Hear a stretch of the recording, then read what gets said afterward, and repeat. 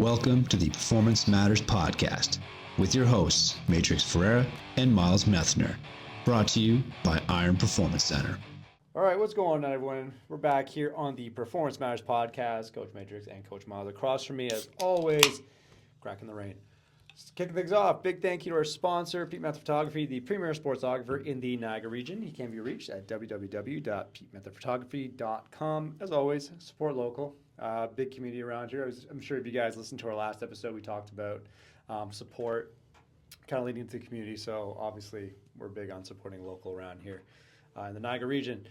So kind of prefacing today's episode, we're going to talk specifically more about youth training. And when we say youth, not so much like the high school age or the college or pro. I know, they're considered young guys and girls, obviously, but I think more so for maybe the elementary age, like kids that are 13 or under, like the 11 to 12s, 13-year-olds.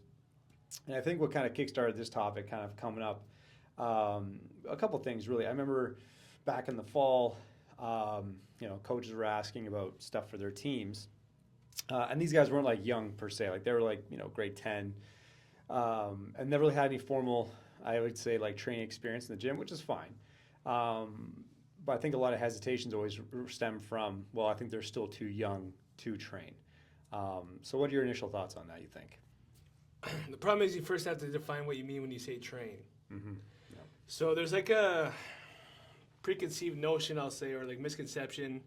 I think a lot of time we talk to new athletes, new Gen Pop clients, coaches, of what training might look like, especially when you walk in here because you see tons of heavy weights. You see 110-pound dumbbells. You see 9 fully loaded squat racks. And, you follow me on Instagram. What am I posting every day? Me lifting, what I think are decently heavy weights because that's what I like to do. So I think sometimes people just have a misconception of, well, my 11 or 12-year-old or 13-year-old shouldn't be doing that. So this is not the place for me or it's too early to start. Mm-hmm. When the reality is, of course, when that type of population comes in, we're not just going to throw, a 30-year-old been lifting weights for 15 years, whatever, program at them, right? So the first thing first, and I think it's just we need to define what you mean by training or what they mean by training before we can even progress any further in the conversation, right? Yeah, I think we've had some common ones where I think it was at a Super Bowl party. One guy was saying oh, my kid's too young, and this kid's probably 13, maybe 12 or 13 years old. That's probably when I started. Yeah, I started when I was 11 or 12. Yeah. He's he doesn't have he doesn't have quite enough testosterone yet to build stuff. So there's no point in training or lifting weights or any of that stuff. And I'm okay, would you measure it? I'm first of all, what? You try to give people the benefit of the doubt. They don't know, but at the same time, you kind of scratch your head and where did you come up with that? Where did you hear that? And to kind of build on your point, we have to really define what it is. At the end of the day, it's us trying to first teach skills pertaining to movement, which is the foundation for pretty much anybody, whether they're young, old, or in between. These movements are skills, right? And to further on that point, if kids are 8, 9, 10, 11 years old, right, you put them into soccer or you put them into gymnastics or basketball or whatever, they're going to be sprinting and running and jumping and everything else too, right? Being agile. It's as we get older, we just kind of I would say kind of narrow the focus on how to train those specific attributes and those specific qualities. But we're just formalizing it. Yeah, you can formalize it, but really at the youth level, it's let's learn basic movement skills, and make it fun and make it competitive. You know what I'm saying? So I'd say for a lot of those common myths and misconceptions, it really is just looking at the whole picture and say, okay, well, they're young, so any other thing you're trying to teach them, right? It's economy of skill. Whether it's soccer, sports, just basic habits at home. So it's no different here. If they're 9 or 10 years old, you're right, they're not going to lift like a 30-year-old. They're not mini adults. But we don't expect them to. Yeah. People have a misconception that that's what we're going to throw at them sometimes. Yeah, it's nothing like that, you know? When we say, okay, they're going to learn how to squat, I'm not saying they're going to fucking put a bar on their back and just go at it. It's going to be hey, can you squat? Can you keep your position? Yeah. Can you feel yourself sinking in your hips, all this stuff? Once they learn how to feel those movements and what a better variation might be for them, they can learn to control, right? No different than how they're learning how to kick a ball, learning how to put something away or do their homework. It's they're learning the habit and the skill and what that feels like in certain constraints. A back catcher's been squatting their whole life. If they've been playing, let's say they play 8-year-old baseball, and they've been squatting for years, and the next thing you know, like now that you bring them in a weight room and they do like a bodyweight squat, like it's different. Yeah. It's literally the same thing they've been doing. Yeah, it's just with a coach with eyes on them. It's just a pattern. It's literally just a pattern. You're trying to teach them a pattern, and then it's also how you frame the feedback. Because again, I think my biggest I would say hesitation with youth training is going to be, well, what's their reception of feedback, right? Like are they emotionally mature enough at younger ages to receive and then apply feedback? Now, there's constraints you work around that, right? We have like that young flag football team. They're like 10 years old. A lot of it was gameplay, right? Like you're trying to teach them how to crawl and jump and sprint, and really you're saying, hey, you're going to race this guy. They're sprinting, right? Like that's a very basic foundation of like, you're going to sprint. It's just something fun and competitive and engaging. We did stuff with that youth hockey team where they're learning how to crawl, you know what I mean? Like, it's, you want to get specific, stabilize their shoulders and brace their trunk, all these things. But really, like, hey, you're going to do a bear crawl with your partner and not let this foam pad drop on the ground. The ground's lava. It's like, it's the same thing. You're just same outcome, but it's like a better delivery. You're just reframing how they're going to receive the cue to then go and apply it. So, I think there's always that question like, well, how are they receiving feedback? How are they, when they are told to do something? I think that's a more upfront barrier, right? And then everything else is going to be, again, skill foundation. Like, can you push yourself up? Can you pull yourself up? Can you lunge? Can you control your body weight? And you can be specific of those things, but really it's come down to, hey, I want you to balance on your legs. Don't move. You know what I mean? Like, I want you to crawl down this turf, and I want you to put your chest on the ground and pop back up. They're learning all these basic skills, which a lot of them come from play too, right? Like back in the day, you go on the playground. I don't know if they have monkey bars anymore. I think me and Oz were having this conversation. I don't know if they have monkey bars anymore, right? Because of like safety concerns, but it's ironic. But learning how to just hold yourself up, right? Like, can you just grab and hold your body weight? Can you lunge? Can you crawl? Can you jump on something? Can you run? Can you dash? Can you change direction? All those skills can be built at a young age. Like, they're being built anyway when you put them in recreational sport or when they're just playing with their friends outside or playing in a gym, whatever it is. Like, they're doing all those things regardless. Now it's just adding another layer of structure where it's a little more, coached, a little more, I would say, you want to say specific, but it's just a little more structured approach to it. Structured, streamlined, a little more formal. Yeah. Like, I think that's a perfect response or rebuttal, for lack of a better word, to the guy at the Super Bowl party when they say, well, my kid doesn't have enough testosterone to build muscle anyway, so why is the point, like, what's the point of them starting training right now? The answer is because building muscle is not the only desired outcome of doing any type of structured training, right? Mm-hmm. So kill them with kindness, but it is true. It's like, hey, your kid probably doesn't have enough testosterone to build muscle right now, but what about the neuromuscular control they're going to learn? So that, hey, once that testosterone starts flowing, they don't have to now learn how to train because they already know how. Yeah. Right? Like, let's get ahead of this thing. Your kid doesn't really care about training at this age, but they love playing baseball. Hey, let's keep them healthy so they can keep playing baseball. How are we going to do that? Just a little bit of structured training. Yeah. I think it's literally just movement economy. Like, let's hone their fundamentals of just moving and controlling things, right? Like using med balls. Like, hey, catch this ball and don't let it move you. You know what I mean? And for that kid, it might be we have like a 2 or 4 pound med ball. Yeah. It doesn't need to be the 30 pounder or something crazy, or like you said, it doesn't have to be a barbell. They're just tools. It's just what tool fits this particular archetype, and that's it. You know what I mean? So it doesn't have to be complicated. Like, hey, jump on this box. All right, jump off the box and land on this leg. Totally. That box might be like 6 inches if you're a young kid. Exactly. I think Coach Ian has a good thing going too with a lot of these young athletes. Like, hey, I want you to jump and land like different ways. Like, do like a 90-degree turn, land on one leg, land sideways, do this. Like, it's like a fun game-like way of just teach them to, self-organize. Have fun, be creative, but pay attention. Yeah, it's like they're learning how to self-organize intrinsically to control themselves in space and be aware. And then once they feel and can control those things, then you can start to load it when the time is right. Right. But I do get the misconceptions like, oh, they're too young, all this stuff, and I get it. I think it's just the way it's been conceived over the past decade or so. Like, okay, too young to start. And again, I think a lot of strength coaches would agree. Like, there is a time where you're kind of like, they are too young. It's like, well, instead of paying for your kid to be in the gym 4 or 5 days a week, have them go outside and play.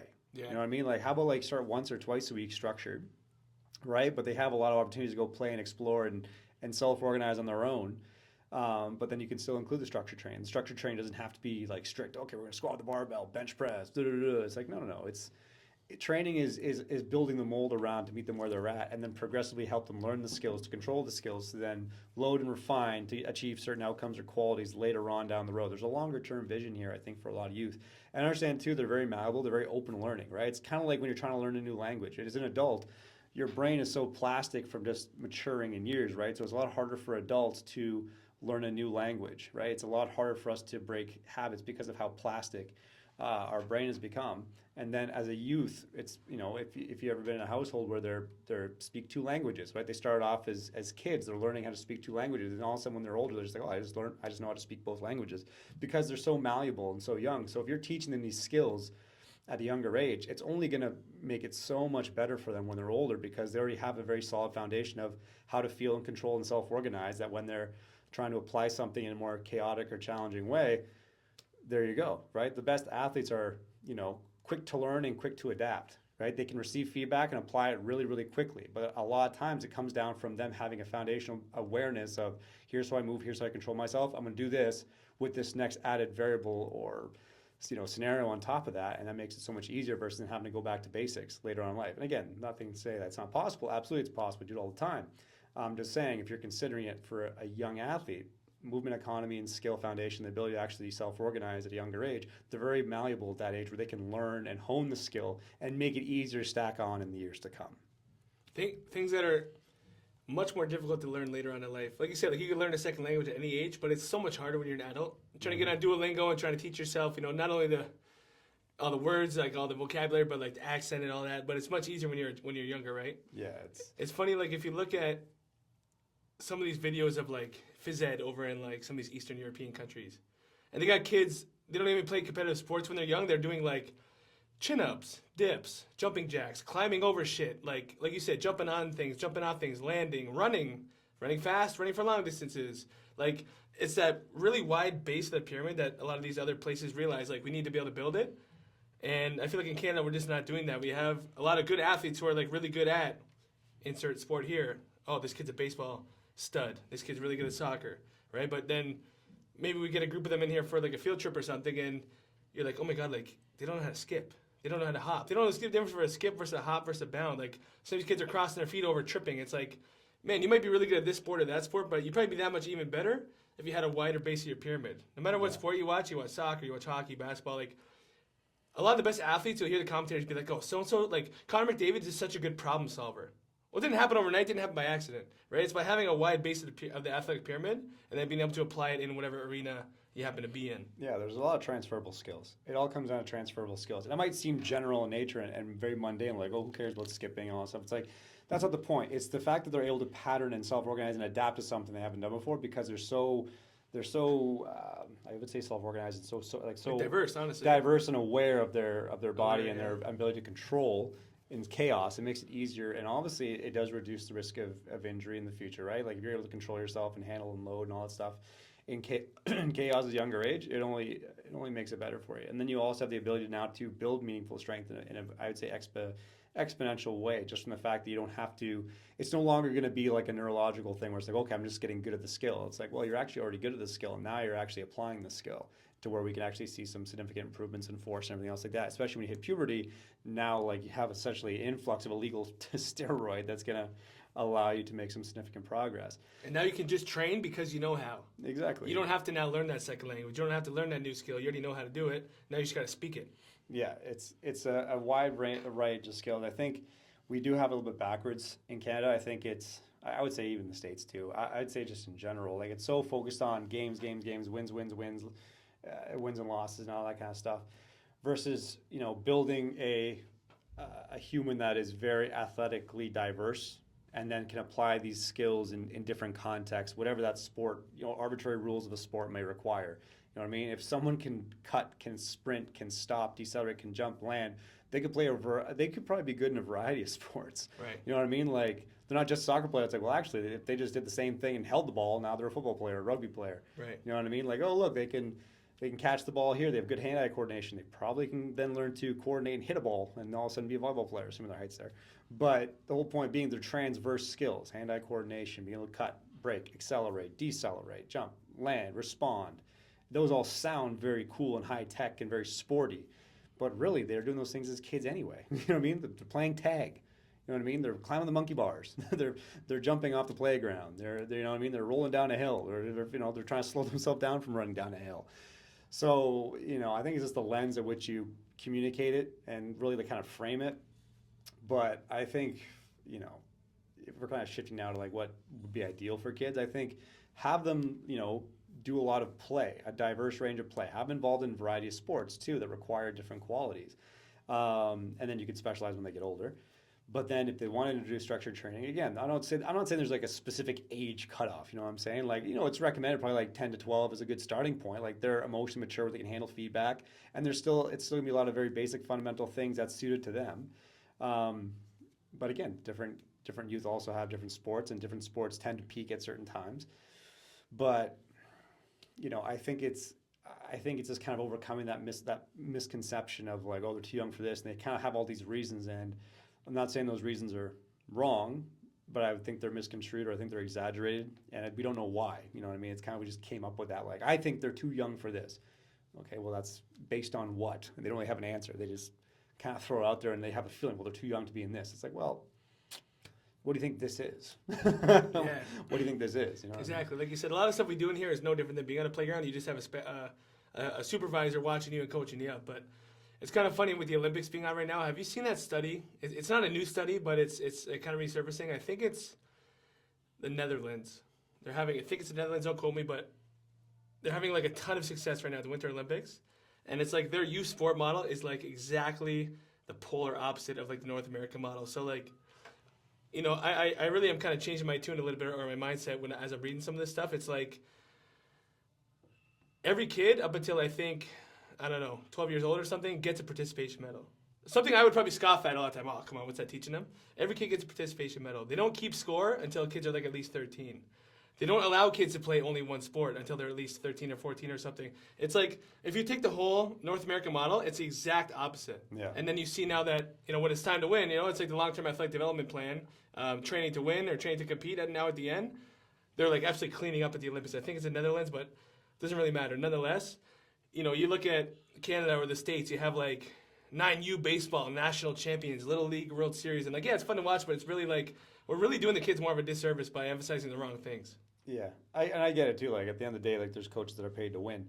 I think an ideal model, I think it would be like, okay, if 90% of your time is supposed to be spent in preparation, where the other 6 to 10% might be actual competitive games for those wins and losses, I would say like right now we're spending way too many times doing games. Like there's too many games, too many competitions at a younger age. Games, competitions, and evaluation camps and shit like that too. So it's like because I think no coach would argue that the whole point of like, I would assume coaches say this, and I think they think this, is like, well, losses can be valuable because it provides us information of what we need to work on.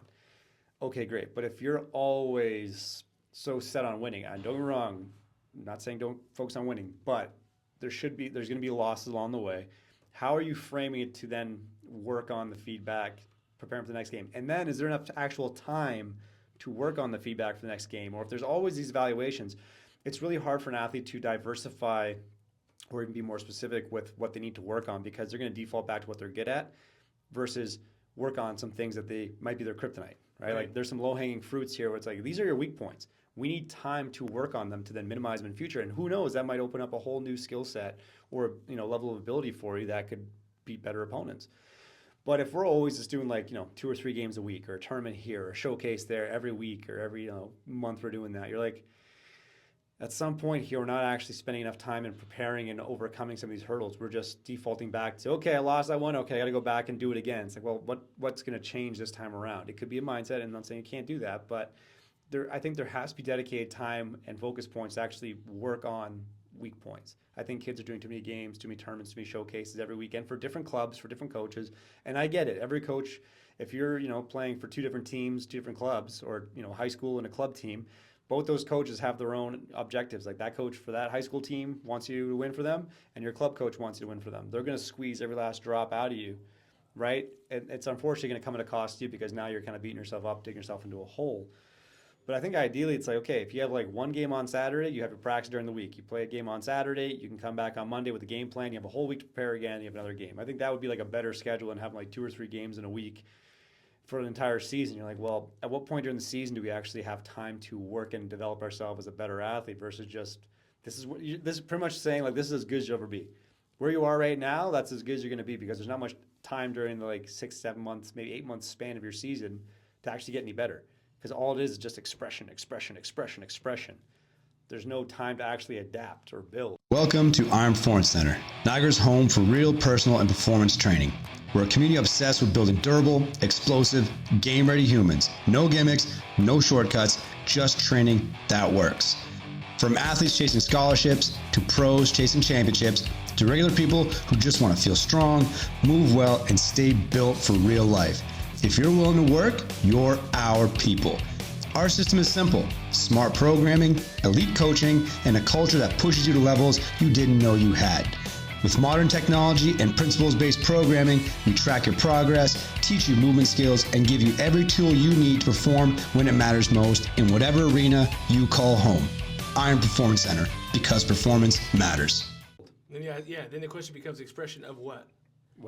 Right? Expression of what? Whatever you got, wherever you're at right now. You got all these. Again, I get the pressure. I was in the recruiting process. I wanted it more than anything in the world. But, like, you get into this cycle of, like, every weekend I got a combine here, ID camp there, competitive whatever, freaking all-star travel team here. Like, when are you actually building a better body and skill set to then show these people at these combines and camps and whatever the hell you want to call them, ID events? When are you actually taking the time to actually build your body up so that when you go in front of these scouts, you actually have something to show them, right? You're just writing math tests every week, but you're never studying. Yeah. So you're never going to get a better mark on your math test, and then you're like pissed off and surprised. Fuck, I can't get better than a 70. Well, yeah, no shit. You didn't do any homework, right? It's no different. Yeah, there's no time to practice. Right. There's no time to evolve. And I think that's, and again, you kind of combine that with the schedules that kids are kind of handcuffed to. Like they don't drive. They don't really pick their school schedule. School's at a certain time. Parents have to drive them. You have parents putting them in private lessons for all these things. So like you have a whole schedule where it's like, okay, especially at the youth level where they're elementary age, like they're not really getting a chance to just be kids and learn and self-organize and build all these other skill sets. So it's like, I get it. Don't get me wrong. I do understand. It's, the sporting industry is very, you want to, it's a chance to see how far you can go in terms of the world team, National Olympics. And those things will, there has to be sacrifices made. I always just question, like, okay, is this the right model? And where'd the model come from? And has it evolved? And then has organizations or club associations been bold enough to reevaluate and say, perhaps there's a better way? You know what I mean? It's like, okay, gymnastics for young ages, those kids practice insane amounts. Because, again, gymnastics, they tend to peak earlier, right? Like, if you look at the Olympics, a lot of them are, like, in their late teens, maybe. Some earlier than that. Some like mid to early teens even. Yeah, some are like earlier 13, than that. 14 in the Olympics. Versus like most sports probably peak like in your early to mid 20s, sometimes later. But for gymnastics specifically for women, they tend to like peak in their mid to late teens. So the model is like, well, you're pretty much training like a national team athlete at the age of like 10, 11, 12 years old. So you wonder, is there a better way? Or again, if the system's working, you wonder why it's working. So it's like, okay, if this system produces, top 10 athletes in Canada or whatever that is, you're like, how many are you losing from that model? Is there potentially a better way to have kids more engaged in the sport and have better athletes come out of it that might have better performances across a diverse span versus just like you have 5 that you can kind of rely on, but how many did you lose along the way? You always have to question, like, where did these models come from? That's like that classic Bulgarian weightlifting model, eh? Yeah, You're going to lift like 6 to 9 times a day, not a week, a day, and you're either going to get injured or get a gold medal, and there's like no in between. Yeah. Right? We're just going to spit them up, chew them out, and see who survives on the other end of it, and they're probably going to be a champion if so. Yeah, so you wonder, perhaps there's a better way. Yeah. You wonder. I don't know what the answer is per se. I have my speculations, but you wonder, especially at the youth level. You're like, if an organization, let's say it's, I don't know, it could be anything, basketball, volleyball, gymnastics, doesn't matter. Like, let's say an organization said, no, like, this is the standard that we're going to go to. You're going to practice, if you're this age, you're going to practice 3 times a week, right? And you're going to play 1 game a week, right? Let's say they take take the, you said the Netherlands. I think it is, yeah. Sure, let's say it's the Netherlands. Let's say it's, okay, we're not going to keep score. People might hate that, and I get it too, because it's very competitive. My gut reaction, I'm like, oh, come on, it's lame, but hey. But maybe you kind of meet in the middle and say, we're going to evaluate not points, we're going to evaluate something else. Yeah. How many passes did you make? How many rebounds did you get? Yeah. You know what I mean? Like, who can get the most rebounds or this? I don't know what it would look like. This is just speculation. But you kind of focus on the actual qualities that are going to be developed. So when they do have to compete, when things are on the line and things matter more, they're probably better off for it because they have a wider range of skills that are practiced versus just express what you have now with there's no time to actually develop. So I don't know. I think the youth levels, there's probably people thinking like this too, but you start to wonder if there's a better way to have like a long-term development model for athletes, and then battling a lot of the chaos that comes with it. Like parents have their own interpretations. Kids might want to win, they want more, and you're kind of like, I get that you're so passionate about this, but this might be like for your own good. Like let's build all these wide skills, and then you might have a whole new set of tools you can access when the time comes to it, versus just hammering what you're good at right now and pretty much trying to avoid what you're bad at right now, and then at some point that's going to catch up with you against better people when the time comes. And building the physical capacity to actually handle those things. At the end of the day, too, it's the other side of the coin is how long can you do that for before something catches up to you, whether you get hurt, sick, something beats you out. So there's a lot of factors at play for the youth level, and it's you have to have the organizations that kind of run it to support that model that so deems fit. But so many hypothetical questions that will probably never get answered, but not in my lifetime. You just sit and think like, what if they move the OHL draft year back by like just 1 year? Yeah. You're in grade 11 instead of grade 10. What if they move some of these gymnastic ages of competition back, or like cut it down to, okay, 4 hours a day, that's crazy. Maybe only 3 days a week you're doing that. Or like you're doing your 6 days that you're so married to, but only 2 hours at a time. Like slowly but surely, like how can we chip away in? And then you realize, oh my God, our kids are as good or better than they used to be. Wow. Yeah, Our kids don't hate exercise when they're 16 and never touch a weight again or do any physical activity again because we've burned them out because they feel like a failure. They didn't make the ultimate goal of the Olympics, and now they have a body that's been abused and nothing to show for it. Like their joints are killing them, their muscles are killing them. Yeah. For what? At the end of the day, like if you make it to the Olympic or world level, like you know that comes at a cost. And we talked about this on previous episodes with different guests too. It's like if you're going to that level, there's a level of sacrifice and cost that I don't think gets talked about enough. Like your body will take a toll. Your body will not be the same. For good or for bad. Like it'll do the job you trained to do, but it does come at a cost later on in life. You'll have arthritis, beat up this. Like there's gonna be a lot of factors that come into play later down the line. Mentally, it's gonna take a toll. You're gonna like lose friendships, lose relationships, all for this one thing that you're chasing for, which I think is very admirable. I'm not saying don't do it. I'm saying that is great. Just understand the dark side that comes with it and the cost. If you're implementing that at a younger age, and you said it too, you don't want these kids to have a negative connotation with health, wellness, physical activity. Yeah, there's going to be a time. There's going to be a time where this becomes a necessity and part of a job. If they're that good, this will be a part of that job. Like you have to go to practice, you have to train. That's going to be built in. Like there's not going to be an option there. Do you want them to walk away and hate it when it's all said and done, right? Like resent it. You know what I mean? There's a lot of examples of athletes that had a great sporting career, but then they have such a negative connotation with just fitness in general anymore because of what it meant to them at the time. It's like I had to beat my body up to do it. I don't have to do that anymore.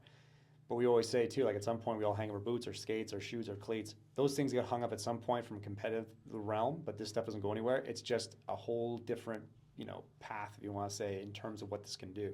You want longevity. You want to be able to do the things, and you want energy. You want you want positive physical qualities that happen from exercise and staying in shape, all those basic things, just reframing it now and trying to like step away from the negative connotation. So I think at the youth level, it's making it fun, engaging, competitive, and having them find a love for just showing up and doing these things. No different than anyone else, right? Like a lot of our folks here like love working out, they love showing up, right? And sometimes that might not have been the first thing they thought about when they came in, right? A lot of them are hesitant for very good reasons, right? Like this stuff can be intimidating. But if you expose this stuff to younger athletes and make it engaging, make it a positive experience, make it suited to them to meet them where they're at, and make it fun. I think any adult would like to have fun. Like people love competitions, they love doing stuff in the community.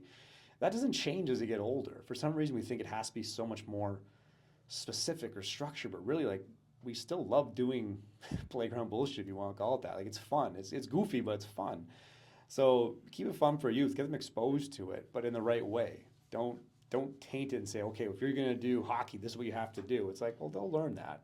Maybe reframe and say, hey, like this is something that's going to be with us for life. Like, look, dad works out too. Like you're going to work out. You're going to learn all these different things. You're going to have to, learn to love these things. Like set that up for success at a younger age so they don't resent it when they're older and don't avoid it either. So look at Scott. working out in front of James, and then James now like jumping in with him. Look at Darren at home training with the kids, and the kids are training with him. Yep. Even my nephew, he's still in the freaking carrier, but my brother sometimes will bring him to the gym, and little does he know, like, hey, like he's modeling that behavior in a way. He's still pretty young, but as he grows up, that's not going to change, and he's going to realize, oh, dad works out, mom works out, like. It's huge. And then hopefully, he's going to want to model that same behavior, right? Yeah, it's huge. It's not just, like, again, I'm not a parent, but I would assume, and I think there's research that shows this, like, parents should model the behavior that they want their kids to kind of, like, grasp to, right? You want to show your kids, like, a loving marriage, then, be that person for your spouse, right? They don't just tell them what that should look like. Show them what it looks like by living that every day. You want them to eat healthier and, like, say food's important to you, well, then you should then model that behavior. Prioritize sitting at the dinner table together. Prioritize cooking good meals. Prioritize nutrition in front of them. And then same thing for, you want them to train and, let's say you want them to train for their sport, but then by default, why don't you model the behavior of, like, look, this is what mom and dad do. Like, mom goes to the gym and she exercises and she enjoys. Like, how, have them be present in the room when they're doing those things, and watch your parents, get them to, you can model behavior for kids. Like, look, mommy and daddy got to do tough things too, and, like, we're enjoying it. We squat, we're encouraging each other, we're doing all these things. Like, if you model that behavior, kids are way more likely to grasp onto it and have it also a very positive connotation with it. So I think modeling behavior and showing them that you too are, like, kids want to be like their parents. They want to, like, model them as kids, right? Yeah. Mom and dad are always like superheroes to them when they're young. Model that behavior. Like, model the positive behaviors you want. Get them involved, like, bring them to the gym if you can, or if you work out at home, or even if you go for a family walk. If you go walk the dog, or if you go do, a hike or something, or if you do push-ups in your basement, like, have them be there. Like, that example of Scott's, that's one of my favorite stories of all time. Like, years ago when James was really young, Scott was doing squats, and we were like, James was just kind of sitting there and just, like, watching his dad do these heavy, crazy back squats. And at some point while Scott was squatting, you see James walk over the dumbbell rack, grab, like, a 5-pound dumbbell, and starts mimicking Scott. Every time Scott would do a rep, James would do a rep, and then so on and so forth. And you kind of watch that, like, not a word was spoken. He just was observing his dad doing something crazy, and then he would go pick up the 5-pound dumbbell and try to mimic it. I'm like, that is incredible, right? Like, I know Dave with his kids when they're, younger, like, he'd be down there rowing on the erg, and he'd help his kids go on the erg and then find something fun for them to do. Like, they're trying to mimic the behavior. So there's a lot of examples, just not only in our atmosphere, but all across, I'm sure. But Yeah. it's just to show, like, model behavior that you want your kids to do. If any of those guys just sat on the couch and ate chips and watched TV, but, like, was just harping on their kids, like, hey, you should probably exercise, the kids are not going to listen. No. But you've painted a picture where, like, no, this is a fun thing. This is something that we do for ourselves. It's like a celebration of what we can do. Like, exercise should be like a gift. Yeah. It's not a punishment. It's a gift. It's a gift to yourself. Hopefully enjoyment of the actual process, enjoyment of what it can do for you. Gratitude for the fact that you can do it. You know what I mean? Yeah, I think it's all those things. You're not telling them, like, oh, you should do this. This is what we do, right? Like, you should go exercise. No, we exercise. You know what I mean? Like, you should eat healthier. We eat healthier. Mm-hmm. You know what I mean? Like, model that behavior for your kids, and I think it'll be a lot better in the long term. And then also at the same time, if they're, if you're thinking about getting them to training, don't bury them in this outcome-driven thing just yet. Don't be like, well, they have to, they need more speed, they need more power, they got to be doing this. Like, let's just they have never done this before. And we know. It's not a secret. We know that kids develop at a different rate. Yeah, they don't. You know that the 10, 11, or 12-year-old kid who is busting their ass, trying as hard as they can, may still get beat in their, grade 8 track and field meet by the kid who's never worked out, so to speak, or trained in a day in their life just because, genetics, and maybe they hit, puberty a little bit earlier. But those kids that have those good habits and as they get older, now that those habits become, okay, puberty catches up, like, those are the kids that are going to excel. But we put way too much weight on who's going to actually win and lose, like, a race or a competition in those young ages. Yeah, I think as a parent, if you're getting them involved in, like, structured training, whatever, 1, 2, or X amount of times per week, just release the expectations. Say, okay, they need to get faster. They need to get bigger. They're too small for this. It's like, okay, but they've never done this before. Yeah. This is new. Like, you're making an observation from where they are, and you're comparing them against players in their own, young age category. As you said, they all develop differently, right? I think it's too early to start making those observations. Like, you could acknowledge it for sure, but I wouldn't, say, okay, that's the reason why we got to do these things. Like, well, no, the reason I would hope that you want them to do this thing is that they're going to learn how to move, they're going to learn skills, and then learn how to better apply it. So when the time is right and that growth spurt happens, or they, get more developed, they have a pretty solid foundation of which to build on, instead of, like, trying to, backtrack and repeat. I think it's, if you kind of put all that pressure on them so young, they got to, they got to get stronger legs, they have to jump higher, all these things. It's like, well, they've never done any of this stuff structured before. How about we just teach them some of these skills and then not worry so much on the outcome that happens? Like, don't worry, like we'll track the height they jump on their box. We can track how fast they are. And we're going to see those things improve regardless, just from becoming more economical when they get the grasp of this skill.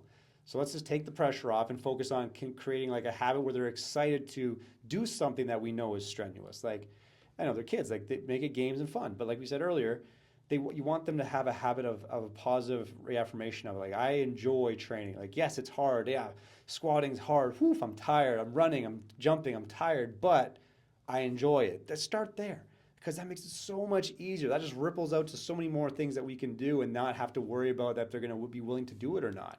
It's like, hey, this thing over here might move the needle more, right? But if they're not even trying to get there, it's like, well, then we can't do the things that might move the needle. Like, let's just build a love for doing it, and then eventually that'll make it easier to then put in some things when they're ready to move the needle even more. Let's just create a positive, I would say, I don't know the words, positive association to exercise and training first and the habit of it, and kind of take the gas off a little bit on the pressure of what the outcome should be on this arbitrary timeline that we have in our head. There's no fucking way we can predict that shit. Like as a parent, if you're no gonna way. if you're gonna drop your kid off at like a practice or a training session or whatever, like the first question when you pick them up should be like, "Hey, did you have fun?" Like, that should be the first question. "Hey, did you have a good? Hey, what'd you learn? Maybe I don't know, but hey, did you have fun?" Like that's where it should be. It should be like, "Hey, did you get stronger legs today? Did you squat more than last week?" My 11-year-old kid, it's like, "Oh my god, like, we're missing the plot, man." The worst one's like, "Did you puke today?" It's like, Yeah. come Oh god, on. it's like only even worse. But Come on, man. it's like we're fully missing the plot. The plot is fully. They're not sweating. Why are they sweating? It's like, oh my gosh. It's like, just. You didn't need to pay me to make your kid sweat. Yeah. You can tell your kid to run around the backyard for 5 minutes straight to be sweating. It's not like. Oh. It's just create a positive association with exercise and training. Model the behavior first if you can, make it easier, and then release some of the pressure off of the. If you want to say truly enjoy the process, well, take some of the pressure off the outcome. It has to be this. It's like, well, then they're going to hate the process because they're going to feel they're not worthy of if they miss. Because they still know subconsciously the process is tied to something. Yeah, it's supposed to lead to something. If they miss the outcome, they're going to think the process was worthless, which is not the point, right? Like these things happen at different rates, and there's no way we can predict these things. It's especially at the young ages. It's way too unpredictable, right? But we know that these things can improve, and they'll get better with time if they stick to the routine and they have some sort of enjoyment with it. Don't be so tied to the outcome, because if they miss the outcome, they're going to question the process and then probably much just disregard it and not want to do it because they think it leads to nothing for them, and they get harped on negatively for missing it, when it could just be that they're young and they're developing at different rates, right? Like don't do that. Like, I'm not saying don't have micro objectives during the process, but frame it so it's not so burdening. You know what I mean? Like, hey, like I wonder if you can, how fast can you go today? Let's see can you beat it? If they don't beat it, don't like harp on them. They're still trying as hard as they can. It's okay, no problem. Like we'll continue to work on that. No problem. It'll take some time. We'll work on that. Don't beat them up for not hitting an objective. Like trust me, if they care enough, they're striving as hard. They're trying as hard as they can. Don't shit on them. They already feel bad. They don't. Yeah, don't shit on them for missing. I don't think they wanted to miss. They didn't want to lose. You know what I mean? Like, way to go! You got slower, kid. You idiot. Yeah, and then furthermore, like, how's that going to dictate for their efforts later on? They'll be like, what's the point? Why bother anything? Like, why bother trying as hard as I can anyway? Because it doesn't matter if I get it or not. Like, it's never going to be good enough. Right. Tell with that, man. Like, we guys got to get rid of that. But anyway, that was a tangent there you go. That's youth. There's our thoughts on youth training. That's our thoughts on youth training. So we'll wrap that up. Guys, Performance Matters Podcast. We're on Apple. We're on Spotify. We're on YouTube. Whatever your preferred platform of choice is, you can find us there. As always, like and subscribe. Join the cool kids. Be a subscriber. Whether it be on YouTube, on Spotify, or Apple, subscribe, and you'll hear our weekly rants on a whole bunch of different topics. And, of course, we'll be back next week. So until then, guys, peace.